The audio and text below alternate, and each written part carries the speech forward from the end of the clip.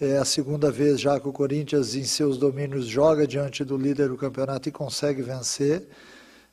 Ainda quebra uma invencibilidade do adversário. Então, isso são requisitos para fortalecer aquilo que vem sendo feito ao longo da semana, ao longo do trabalho. É o quarto jogo já que não toma gol também.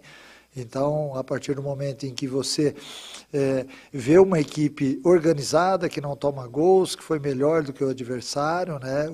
O jogo do Corinthians tem que ser esse. A gente sabe que o patamar tem que ser outro. Então, lógico que nós estamos em busca disso. E essa vitória acaba nos dando a possibilidade de sonhar um pouquinho mais no campeonato, né? Nós estamos distantes ainda daquele grupo que está um pouco mais à frente, mas jogo a jogo a gente vai buscar exatamente se afastar daquilo que nos incomoda para buscar outros objetivos. Mancini, boa noite. Aqui Bianca Molina, TV Bandeirantes. Da última vez que eu tive a oportunidade de conversar contigo, eu te perguntei sobre o tamanho da vitória do Corinthians sobre o Inter, então líder do Campeonato Brasileiro, também aqui na Neoquímica Arena. Dessa vez eu quero te perguntar sobre o tamanho da atuação que o Corinthians teve. Porque o Corinthians que venceu o agora líder do Campeonato Brasileiro foi o melhor time em campo, foi consistente na defesa, teve uma marcação praticamente impecável e só não ganhou por um placar mais confortável porque pecou ali na última finalização. Na última bola, na finalização. Então eu te pergunto o tamanho dessa atuação e o quanto tu vês de evolução desse time nesses teus praticamente 2 meses à frente da equipe. Boa noite, Bianca. Eu vejo uma evolução muito grande, né, em todos os quesitos, né? Quando um técnico ele quer armar a sua metodologia de jogo, ele tem que corrigir uma série de coisas, né?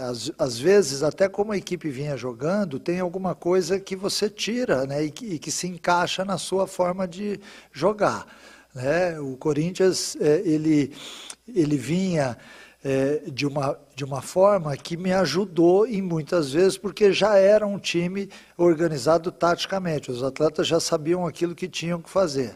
Aí você coloca a sua cara e é óbvio que espera que dentro das partidas tudo aconteça de forma favorável. Então hoje, após 60 dias no clube, eu vejo uma equipe jogando diante do líder com personalidade, com imposição, com atitude, uma equipe que marcou muito bem, que não teve medo de marcar adiantado, que fez com que o São Paulo tivesse um pouco de dificuldade na saída de bola quando a gente adiantava a marcação, e isso acabou tirando um pouco da confiança de jogo do São Paulo. 2 ou 3 vezes eles acabaram escapando, depois a gente corrigiu, né? Na segunda etapa, o Diniz acabou mexendo na equipe, tornou o São Paulo sem um zagueiro, um time ainda de mais posse de bola, e a gente conseguiu também fazer uma marcação e neutralizar na maior parte das vezes, né? Em se tratando de um adversário, em termos técnicos, muito bom, a gente, em um ou outro momento, teve que abaixar um pouquinho as linhas, mas em todo o jogo nós tivemos as melhores oportunidades. 1-0 acabou sendo até pouco diante daquilo que eu vi no jogo.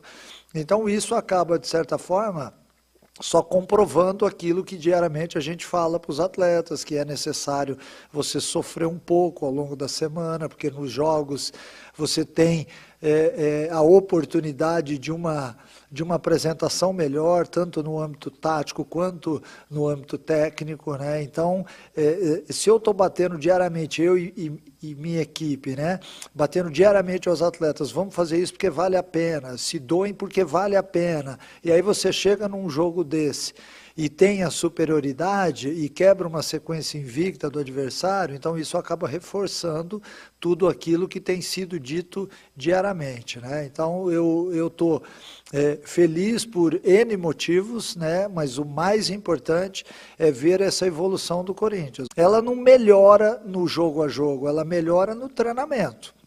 A partir do momento em que você prepara alguns tipos de treinamento para que o jogador possa ter, na tomada de decisão na hora do jogo, a melhor saída, né? Então eu vejo evolução nisso também, mas é fundamental dizer que o trabalho do Flávio de Oliveira também tem que ser elogiado, porque hoje nós temos um time num patamar muito interessante em termos de valências físicas, né? Os atletas, aquilo que a gente vem pedindo para eles, eles estão conseguindo fazer.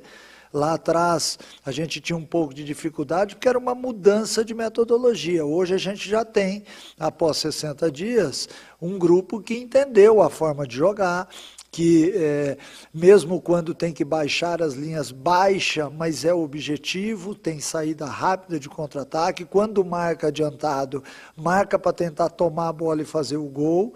Então o Corinthians caminha exatamente dessa forma. Eu acho ainda mais interessante quando você monta uma estratégia do jogo, aposta em alguns atletas e esses atletas acabam sendo diferenciais na partida, que foi o caso do Léo Natel hoje.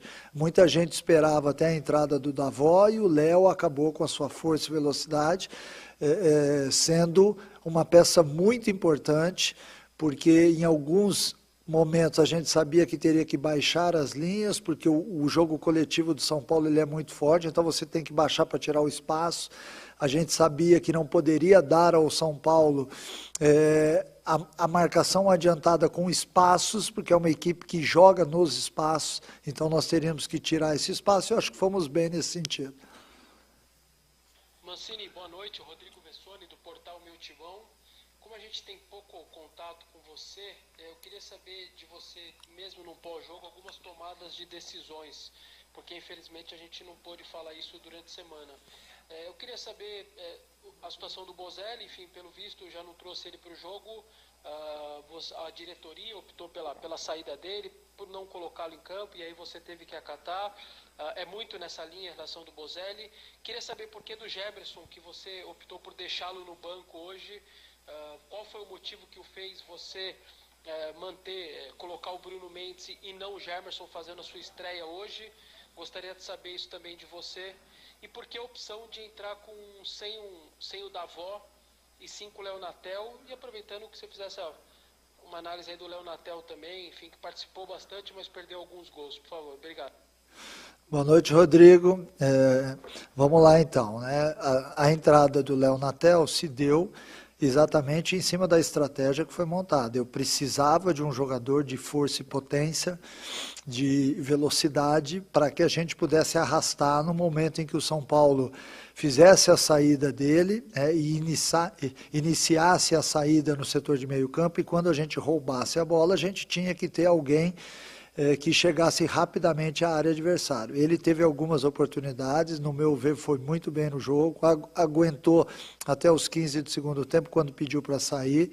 A opção dele e não do Davó é exatamente, aí eu vou voltar um pouquinho no tempo, e dizer que eu surpreendi a todos quando eu escalei o Davó na equipe, né? Porque eu estava vendo nos treinamentos que ele tinha capacidade, e conversei com alguns atletas sobre isso, e aí nós, em conjunto, optamos pela entrada do Davó.